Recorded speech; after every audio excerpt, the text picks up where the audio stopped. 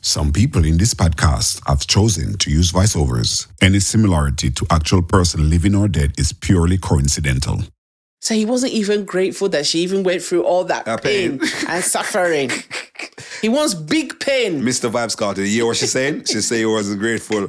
But I know you were. I know you're the boss. You understand, real boss. Don't listen to her. I'm a wife. Me deal with that fear.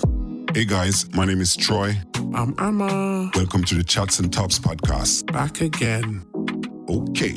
All right, so... Welcome to another episode. Amma, how are you today? I'm fine. I don't like singing. When did you not like singing? When I realised I'm singing too much and it's getting a bit over the top. Who said this is going over the top? Did you got someone come My to conscience. say? Oh, your conscience. Because I know your tribe loves your voice. It's beautiful. They're just being nice. You might as well just start off singing, please. Go on. No. I am starting off with my dilemma. Yeah. No, not my dilemma. Mm-hmm. This quote is this. Instead of asking, why did this happen to me?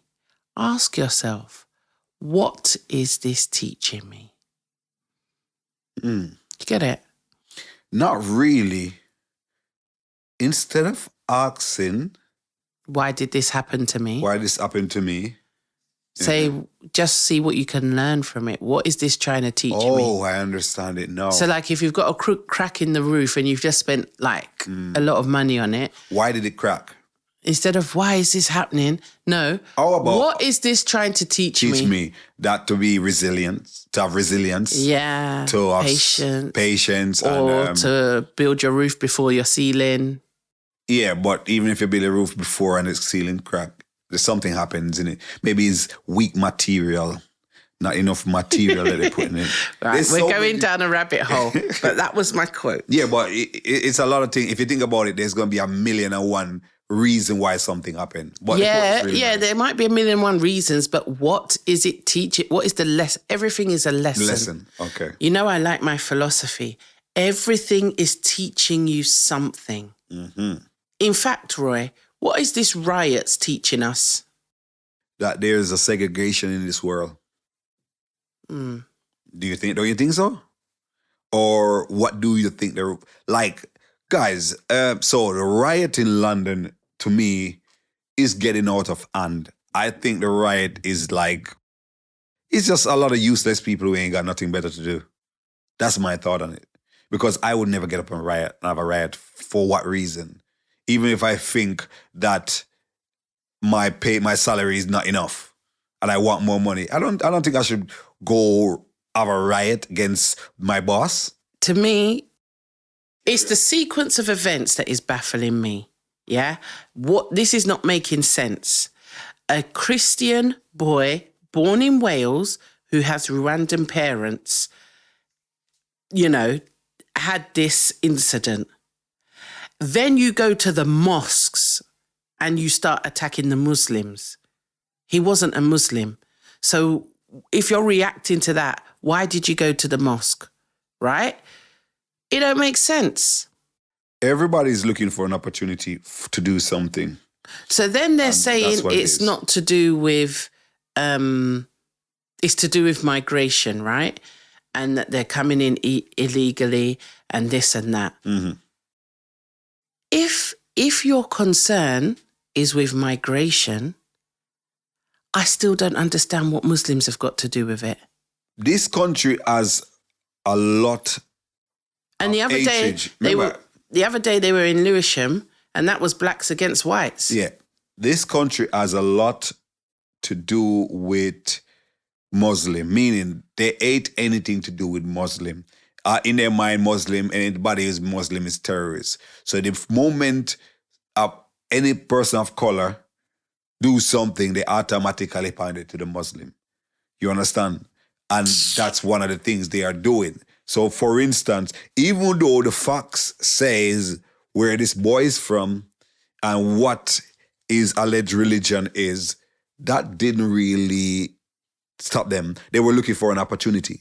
And there comes the opportunity for us to go fight against black, people of color, Asian, whatever it is. It's not about what's in their face. It's looking for a means to do something. Because no, but you know what? It's also to do with what is triggering. Yeah, but what is triggering what? Okay, but the fact that those poor girls died, that is triggering. Yeah? What is it triggering? For me, all right, let me flip it. For me, a friend of mine who is white said to me that she was shopping with her 2 daughters and they saw a black boy. He was crying, surrounded by a group of white boys, right? And her daughters were like, Mum, look at this. Look, Mum, you've got to do something. And then the mum intervened. She said they were all taller than her. She's like, get off him, da-da-da-da. And then some old white ladies were like, bring him here. They've got him on the bus. Then the boys started to run to the next bus stop thinking they could catch him there. This poor boy was crying his eyes out. It took 8 ladies to get him to the train station so he could get on a train to go back home. So for me, that is triggering. But what triggering what? What is it that triggering? I'm angry.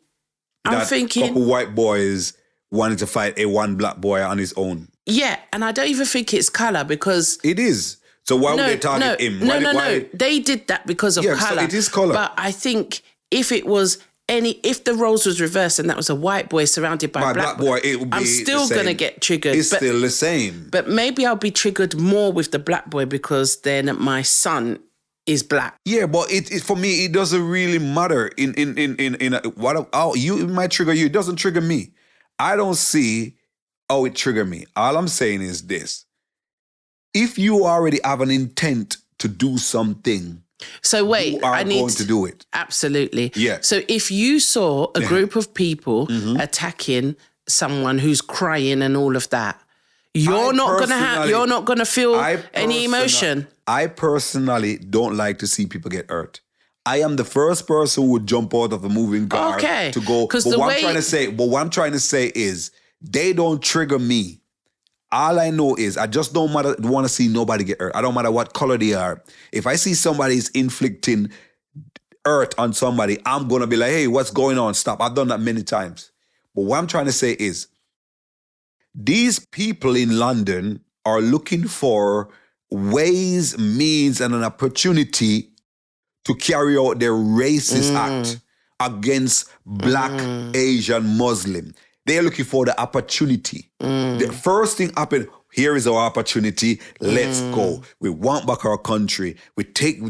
And they're blaming everybody for things that they have no control over. They can't control their household.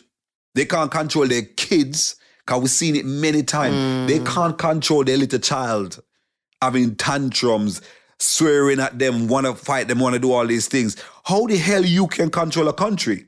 Control your house first. Because if you were in your house and you're teaching your kids that, racism is bad. We are living in 2024, 20th century. There's no need for you to be fighting against these people. Remember, if you do the maths and do the history, most Black people didn't just come here because we want to come here. You were rooted up from somewhere, brought into this country for whatever means necessary.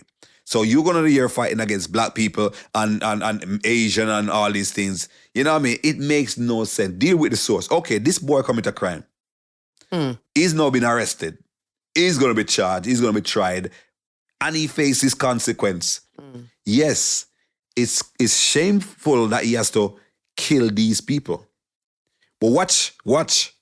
The other day, a couple months ago, when a white man used a sword and killed a 14-year-old Nigerian boy, or 13 or 14-year-old boy, to go on the way to school, did we have a riot?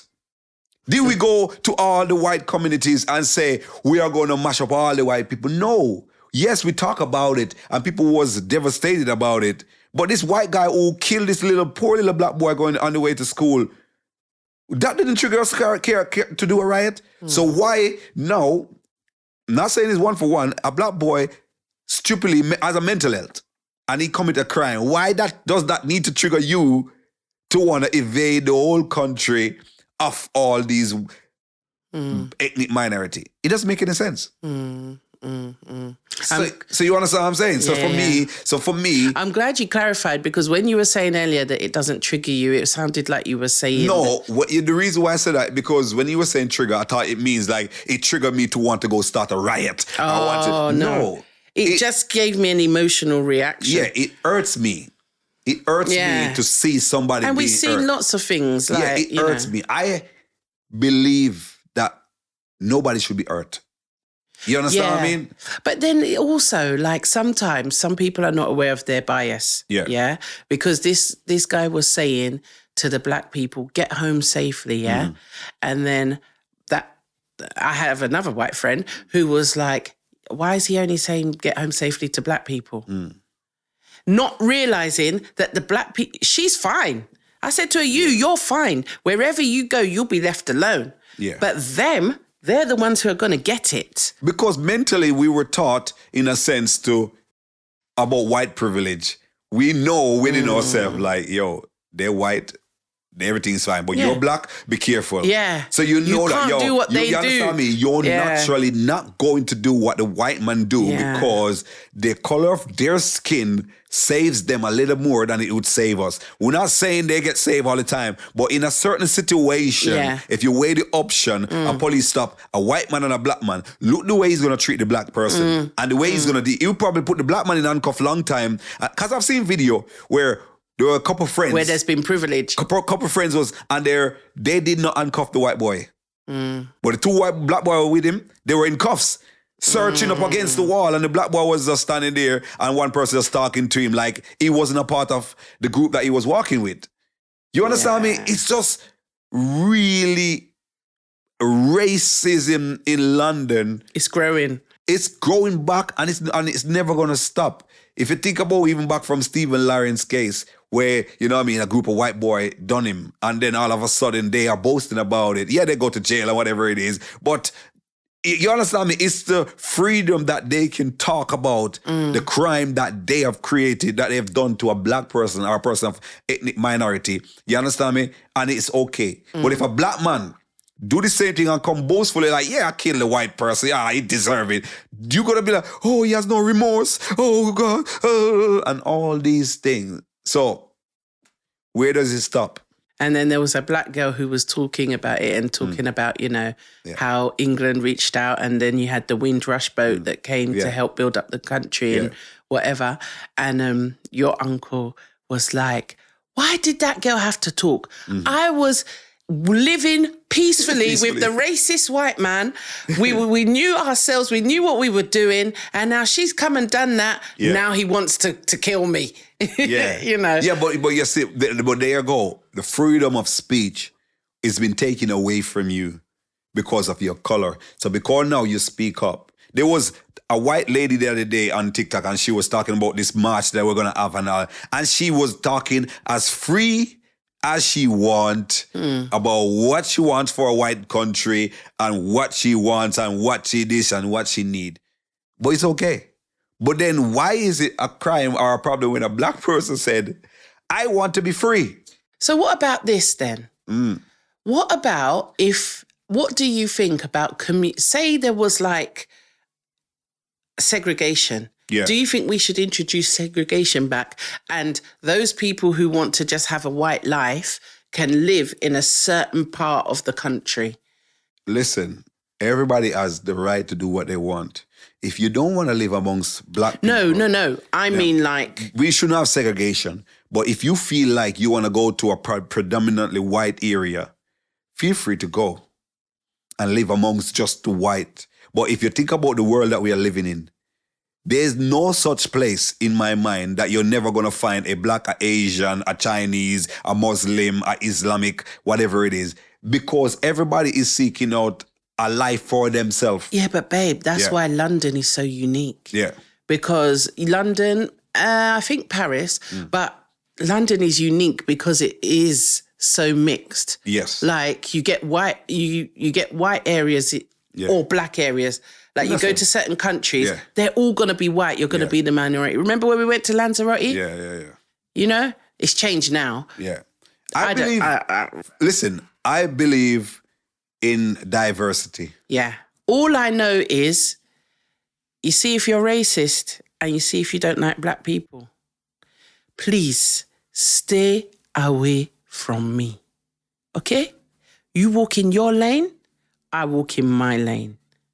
It's not going to be a good look for you if you think you're going to be beating me up. I just want to just say this beyond that, just so that the racist person who didn't like what you just said a while ago understand. Saying go back to your country, that won't work. And because if you talk about go back to your country, you should go and speak to your white supremacies. Why did they bring the black people here in the first place? Yeah. They're the one you should talk to. Why did you ask them? Why did you bring them here? And they will tell you, well, we need the people to build our country because we didn't really have a country. You understand? It was dying out. You understand? You didn't have a country. And why did you have all these black people to fight war for you and Indians to fight war for you? Ask them that. You know what I mean? But as I said, I'm a diversity person. I work with every culture and I like it because you get to learn from different people. You don't just stay in your own lane and thinking like, oh, this is how it's supposed to be. And no, I want to know what the white guy is doing, the Indian guy is doing, how his curry tastes, you know what I mean? And all these things. I want to know all these things because without knowledge, you're a fool. And most of these people who are doing all these marches and doing all these things, they're a fool. All they see is the color of their skin. Yeah. That's all. They don't know nothing else. Can I just say as well, though, you know that white friend I was talking about? When I talk to her, sometimes what she doesn't understand, and she's such a wonderful person because she's always trying to understand things, right? So we have these really honest conversations. But what she doesn't understand is sometimes, and I know what she's saying, I agree with her. Let me just put that out there. Sometimes people say things is because they are black. Yeah. And it's nothing to do with their colour. It's to do with the action of the person. Yeah, that's how it is sometimes. But please, we are okay. All right. We are more than okay. You know what? I just want to say, guys, let us know what you think in the comment section. You know, let us know your opinion. You know what I mean? Let us know what your thoughts about the riot in London. Well, the thing is as well. Guys, I just want to say, just jump in the comment. Let us know what you think. You know what I mean? What about the riot in London? Is it something necessary? Do you think it's a waste of time? You know what I mean? Let us know what you think in that. Yeah. Also, guys, please, those of you who are doing the riots, I'm just saying, it's not like back in the days where people were being quiet. Yeah? People are going to retaliate. So think about your actions. People ain't sitting down quiet no more. Right. So, Amma. Yeah?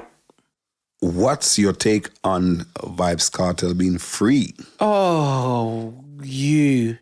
Why would you ask me that question? Okay, because so you Tribe. don't know Gaza for life, Gaza nation. Tribe, we are split. What, is a split decision? Troy is like, yay, free Vybz Kartel.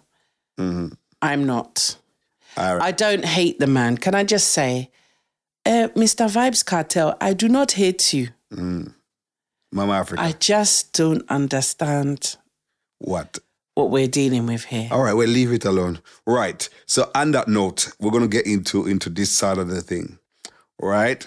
Is it wrong for a man to talk to his woman in any way how he feels? Yes. Why is it wrong? Because if it's affecting the woman's state of mind or her well-being, it is wrong. I hear. But don't you think sometimes a woman can just misinterpret what the man said and just get angry about the situation? Tribe, he's secretly talking about me and him. No, just there are many a time, Tribe, he will say things to me and it is rude. And I call him out on his rudeness. And he doesn't believe I should be calling him out. Okay. Tribe. On that note. In the comments, should we be calling out our partners when they're being rude to us? Just say yes and then he'll know. Because I think that snoring. I think that one thing that Troy doesn't seem to want to understand, he's refusing to understand that when you're talking to someone, especially someone you're supposed to love me. Who not You're love supposed to love me, Troy. And if you love me, Are you begging for love? in a way. All right, I love you. Right. Anyway, I love you and I love you. So I should stop talking. Yeah, stop talk. You see? Can you see, Troy? Tribe? Did you see that? I got too far. He just told me to stop talking. Stop talk, man. Rude. Right. So I was watching a little interview with Kartel. Yeah. And, well, you know how people are. They love to cut snippets. And basically, they cut a snippet as if to make it look like he was disrespecting his fiancée, Sidem. Okay?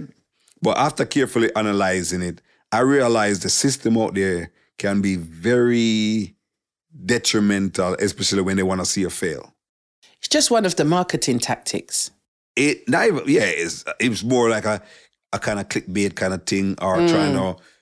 Do you feel that some people are trying to see Vybz Kartel and his fiancée broke up? Yeah, definitely. People are on a mission. But you got to remember as well, Vybz Kartel is on a money-making thing now. Because he's just come out, everybody's like, hey, Mr. Kartel, what is happening here? Yeah. So now, Mr. Kartel is putting out his product. Has he got brand selling now? Yeah. Right. He has his product going. So this is his time. Yeah. Because when everybody starts being like, oh yeah, he's a part of the furniture, you know, like seeing him as everyday stuff. Not so they don't idolize him, then he won't make as much money. So he's a smart guy anyway. Kind of got to do it now. He's you know what? Strategic. I don't know if TikTok Live, you see, like with TikTok Live and all these things where you're watching people's every day, unless you're my darling couple, Alicia and Asafa. I just feel like it brings your fame down a little bit. What, TikTok Live? No, yeah. In a sense, when you become too popular or accessible, that's the word. But you got to remember, for Vybz Kartel, who just came from prison after spending 13 years behind bars, he has to do this. It's like you have to give your fans the access to see you, because they've been rooting for you, free Vybz Kartel everywhere around the world. So coming out, because like for me, I'm always going on the internet to see what he's doing. The reason why, because he's been missing from the space for so long.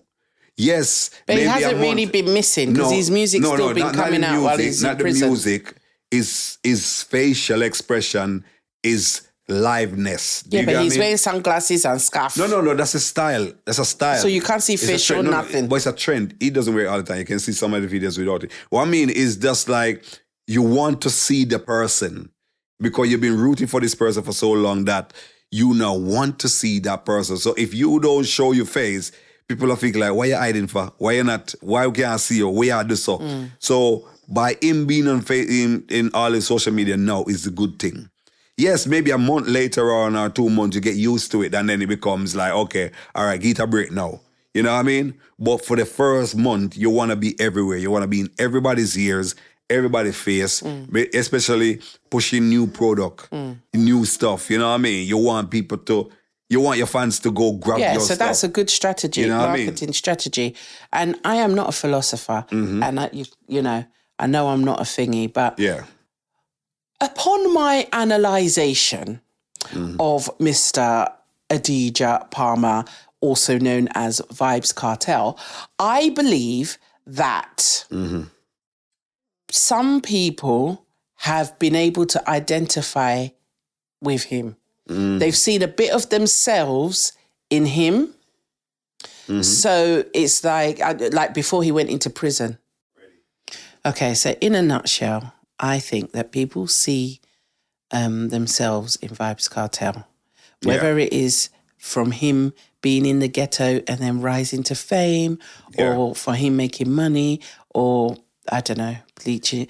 I just think that people saw something and they identified with him.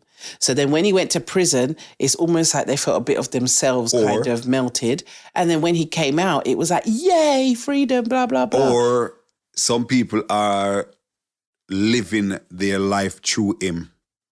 Yes. You understand? Fantasy. So that fantasy world where he's doing things that they wish they could do, but they can't do. So when they see him doing it, they feel so good. It feels as if they are the one who's doing it. Yeah. You know what I mean? So I think my main problem is that I think when he was in his prime, he had a lot of control over the music industry. Not really. He was dominant. That's what you got to understand. Yeah. You have good artists and, I feel you have like bad other artists. artists couldn't come out. No, but they were coming out. Yeah, but they weren't.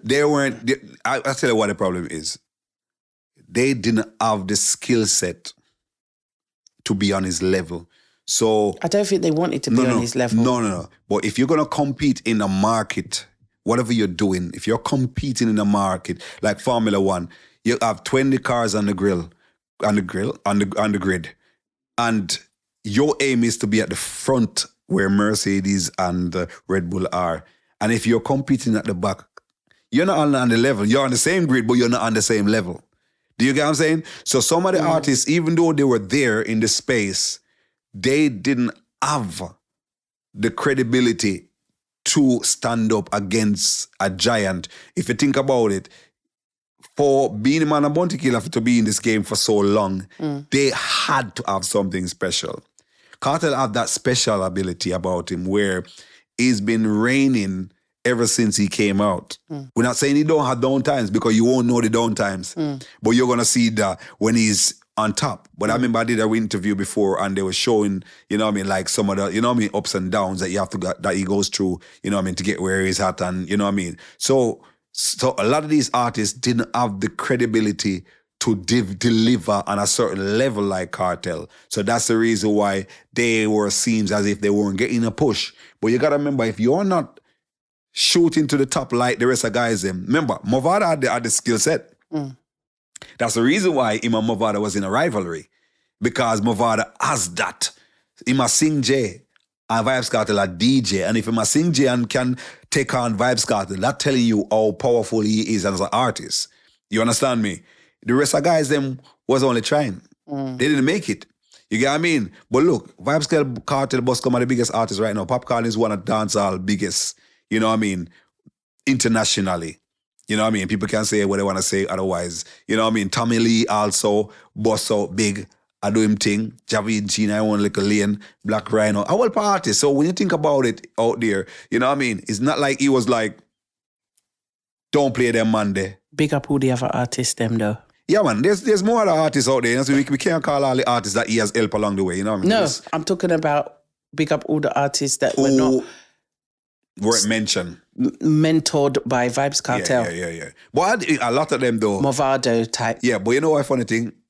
The music industry is weird because even for me, when I think I was loving the music, or trying to practice being an artist, I take some of Vybz Kartel's style.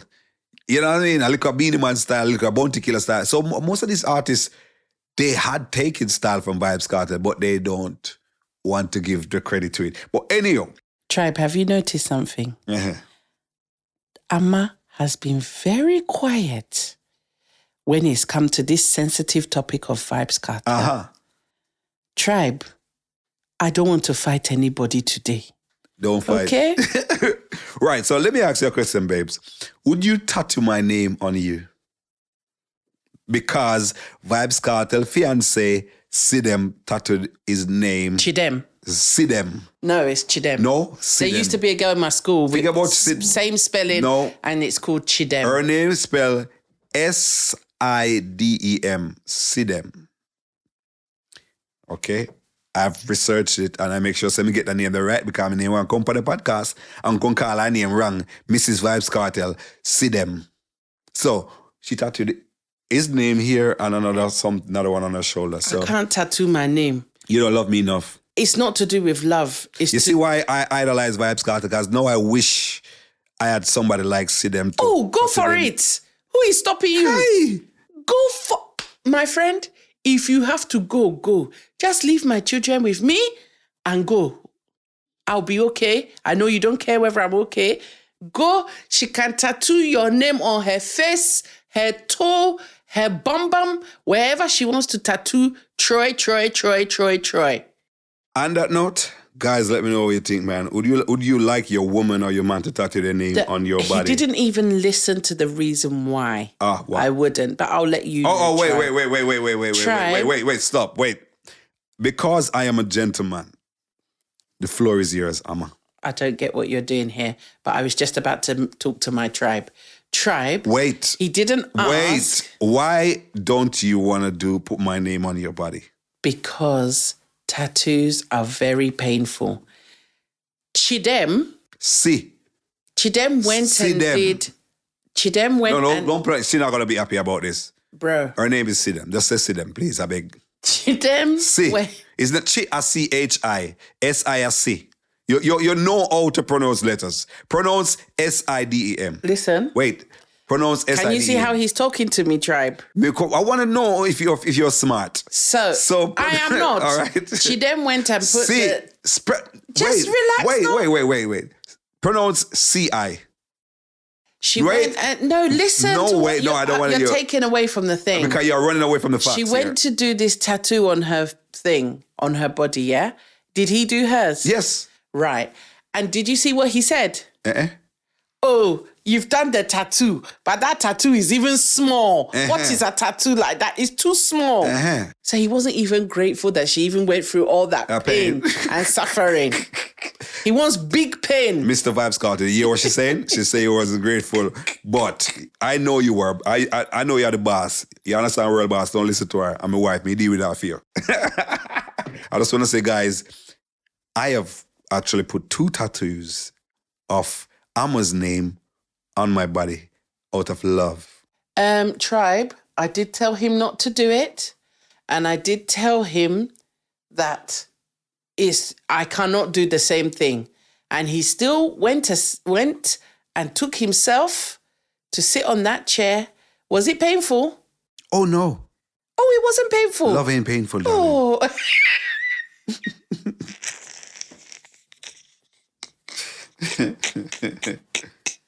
They should know who them are ramp with. I want to them. Tribe, I'm going. Goodbye, tribe. Catch you on the next one, guys. It was nice chilling and hanging out with you. Do like, share, and comment. Hey guys, we have come to the end of another amazing podcast. What I want from you guys is to send us in your dilemmas. Emma, So each week we're going to select one of your dilemmas and broadcast it in our podcast and discuss it and dissect it. Also, please do like, comment, and share this podcast. I'll see you later, guys. And remember, thunder strike your enemies. I beg you like up the thing, comment and thing, subscribe, yeah.